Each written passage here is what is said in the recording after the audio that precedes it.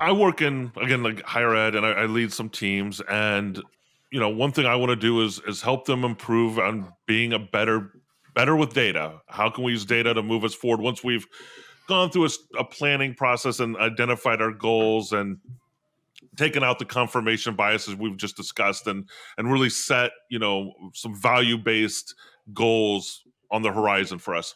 How can I make sure that my team is trained up and thinking adequately about data to collect it and analyze it, to make sure that we're assessing as we go and making incremental changes to move us forward?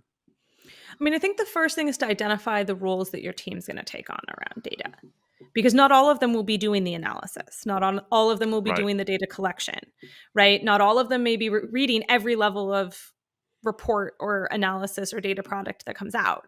And so you want to define those roles clearly for each team member, and where possible, allow team members to opt into those roles, right? Like, we don't always love being Right. voluntold, right? With what level we need to be doing things.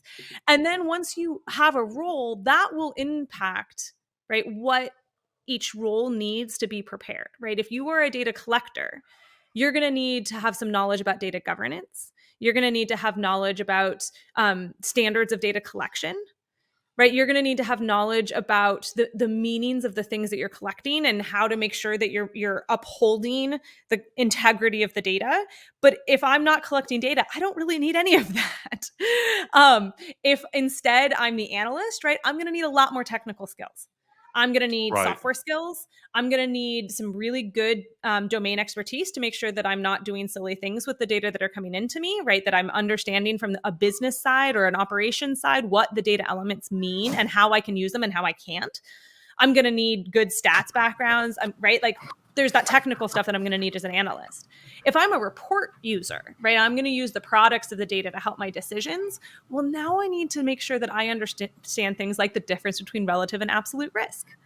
Right, we were just talking about that earlier. Right, that's going to be Right. something I need to understand. Basic probabilities, understanding what we mean when we say there's a 20% chance of something happening. Like, what does that really mean? Understanding proxy measures, I think, is one of a big area of data literacy that we're missing, of helping people understand what are we actually reporting on. When you see this number, what does that actually mean? And then Right. how can we use that to potentially estimate the thing we really cared about? Because most of the time we can't actually measure the things we really care about, but we can get close. And so if you don't have that concept of what proxy measures even are, and you don't have the detail about your particular proxy measures of what you're actually measuring and how you're going to use it in your decisions, you can make choices that maybe aren't what you want. So those would be what I would say of like helping your teams be more prepared. There's not one answer, because it's going to be influenced by the roles that they're taking with the data. Dan, I want to ask you a question on that one too, and I mean both of you. But how important is it to have you didn't suggest everybody, you just said your team, but who needs? How do I ask this question?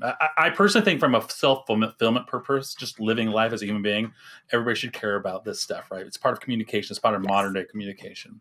But from a functional perspective, as a worker, Dan, and in general, does everybody need to be fluent in this language? Can people get by and just do their job without having to be fluent in this language, or is the world beyond that now?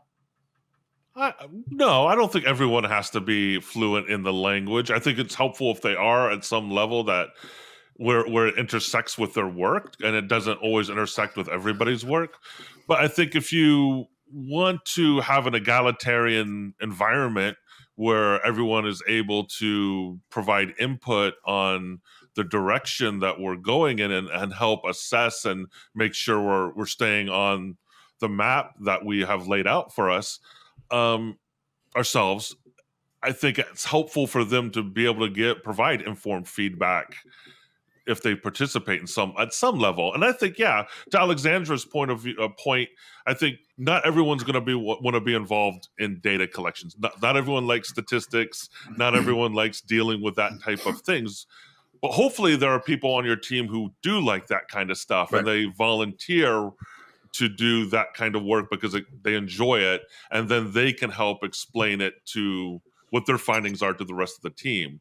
So I don't think everybody has to be involved, but I think, we're talking about teams, and so I think that's where I'm coming from. Like, how do I get the team situated so that we are all prepared to tackle data as part of our day-to-day and long-term planning process. How do you create a data-rich environment that people who want to know about it can leverage it and use it? Makes sense. And I guess I was just kind of thinking sort of, if I'm a baseball player, baseball is a statistical game through and through. Those who know it, the coaches, if you guys ever read Moneyball, Alexandra, I'm assuming you might have read that. I'm sure there's probably flaws in it that you could point out too, I bet. That's a statistical, but it was also one based off of guesses, hunches. It's as statistical as it is the opposite almost, right? But if I'm a great pinch hitter and I go out there and I hit that ball, I can be the best at that and not even have to give a damn about that statistics, right? I'm just good at my game. I'm just solid, So I was just kind of coming from that vantage point, I mean, Well, I want to say one other thing in response to your question too. I think direction data helps with making sure that we're finding a direction and we're moving toward a specific direction. Yes. I think in our particular environment, and I'm again speaking it from higher ed, we've been through this storm of COVID-19 and everything like that. And I feel like a lot of organizations feel what we call rudderless, like we don't know what direction we're going in. And so having a conversation around data helps us kind of articulate, okay, where do we want to go and how do we know that we're getting to where we want to go? And I would push back a little, Jodah, on this. So you say I'm a great pinch hitter, right? I don't have to know anything about data to just go out and, hit a good hit. Yeah. Well, let's say you want to get a little better. And so you sit down with your coach and your coach says, I think you're missing the sliders. How would you know if you were? Right? The best way would be to go back and review all your hits and all your strikeouts and use a little bit of data to say, what? Yeah, you're twice as likely to strike out when the last pitch is a slider than when it's something else. And so you don't have to use a ton of data, but I would argue that if you want to get better at something, one of the best things you can use is a few breadcrumbs of data to kind of give you a little bit more of a boost of the chance of your intervention making you that much better.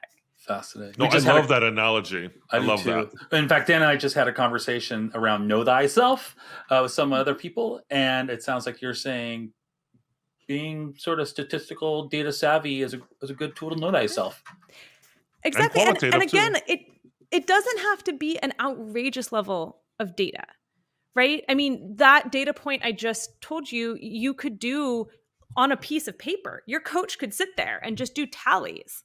Right? How many times does he strike out when the last pitch is a slider versus how many times does he strike out when it's a fastball? And you just do little tick marks on a piece of paper and you count them up and it's some simple division, right?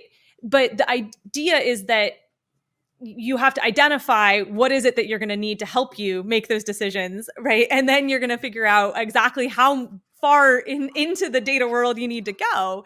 But there's always a little bit of data that could help you. I don't think any of us could say that we wouldn't benefit from a base level of comfort with numbers. I mean, go to the grocery store and try to decide if you're going to buy the apples that are 3 for $5 or the ones that are 99 cents a pound. True. Right? Yeah. Basic number literacy to make that decision at the grocery store. Yeah. I solved that by not buying apples. I can't solve that.